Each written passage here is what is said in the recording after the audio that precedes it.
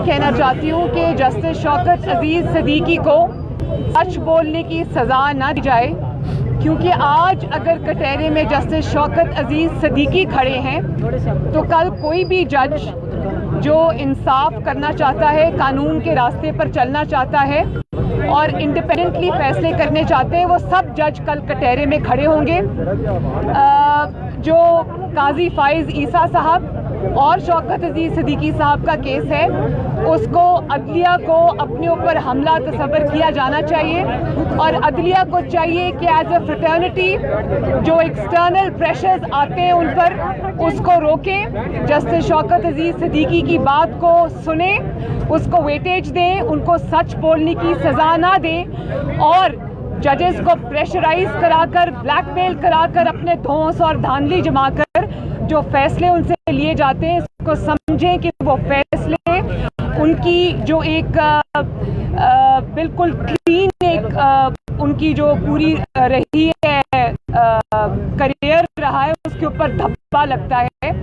और अगर आज जो जजेस हज़रात सुप्रीम जुडिशल काउंसिल जो शौकत अजीज़ सिद्दीकी साहब का केस सुनी है, उसको चाहिए कि वो इस केस को अपना केस समझे, जुडिशरी का केस समझे और हमेशा के लिए जुडिशरी के ऊपर जो धौंस और धांधली और प्रेशर से फैसले लिए जाते हैं उसको ख़त्म कर, वरना शौकत अजीज़ सिद्दीकी की जगह कल कोई और जज साहब खड़े होंगे और सरीना ईसा की जगह किसी और जज साहब की बेटी या वाइफ या बहन खड़ी होंगी। तो इस चीज़ को इस वक्त रोकना बहुत ज़रूरी है। अच्छा मैडम, ये बताइएगा कि बजट पर एक मिनट जी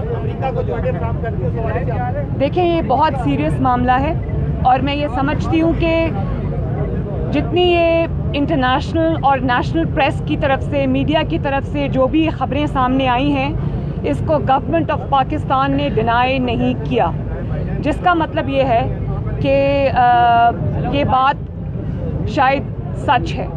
जो भी आपने डील की है, चाहे वो आपने अपनी गिरती हुई हुकूमत को बचाने के लिए की है या आपने किसी के आगे सरेंडर किया है, मुल्क की सॉवरेनिटी पर जिस तरह आपने कश्मीर इंडिया के हवाले कर दिया था, अगर आप इस तरह की कोई कमज़ोरी दिखाकर आए हैं तो पार्लियामेंट के ज़रिए कौम को बताएं कि आपने क्या ब्लंडर किया है। और मैं ये समझती हूँ कि बिल्कुल इस चीज़ को नहीं होना चाहिए। पाकिस्तान एक सॉवरेन मुल्क है, एक इंडिपेंडेंट मुल्क है, अपने वो पहले ही हमें बहुत इस तरह के मसाइल का सामना है, तो ये चीज़ें जो हैं वो कौम के सामने आनी चाहिए कि आप अपने आप को बचाने के लिए या अपनी डूबती कश्ती को बचाने के लिए आप क्या सौदा करके आए हैं, ये पाकिस्तान के अवाम का जानना उनका हक है। मैडम ये बताइएगा कि बजट पेश होने वाला है, अगर मुस्लिम लीग नून चाहे, चूँकि तहरीक इंसाफ के अंदर भी काफ़ी ज़्यादा लोग उनके अपने भी नाराज़ हैं, जहांगीर तरीन ग्रुप भी है, जो इत्तेहादी हैं वो भी हुकूमत से नाराज़ हैं, तो बजट को पास होने से रोका जा सकता है। क्या मुस्लिम लीग नून कोई ऐसी हिकमत अमली अपनाने जा रही है हुकूमत को घर भेजने के लिए?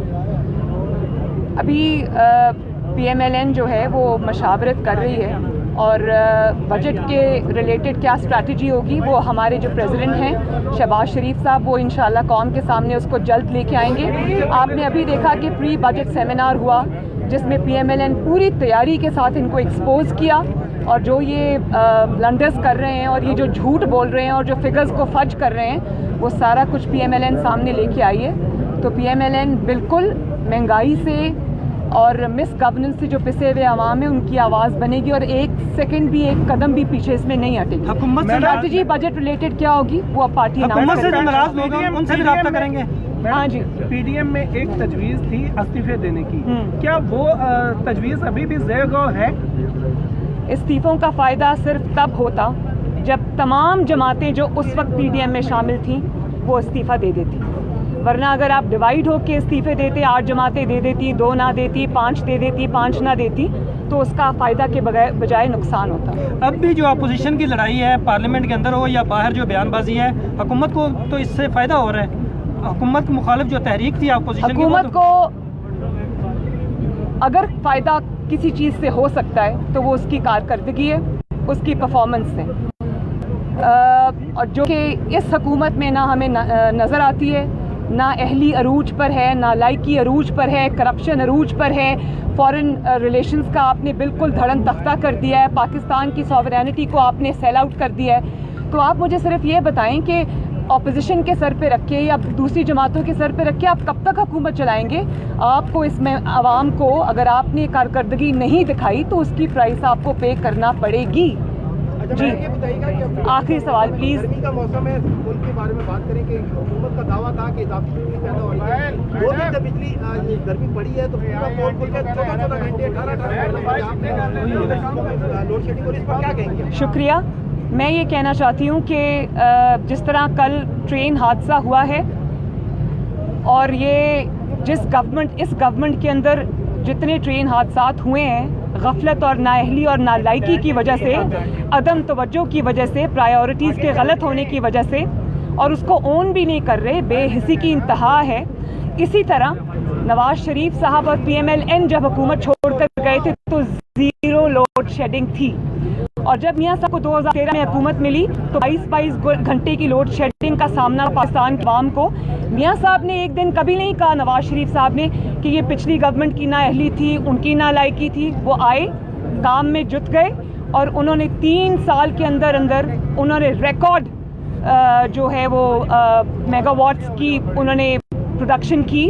उन्होंने कारखाने लगाए जो कि मेरा ख्याल है शायद अगर रूटीन में होते तो 5 साल, 7 साल, 8 साल का कोई प्रोजेक्ट होता। उन्होंने 2-2.5 साल में उसको ख़त्म किया और 0 पे लेकर आए लोड शेडिंग को।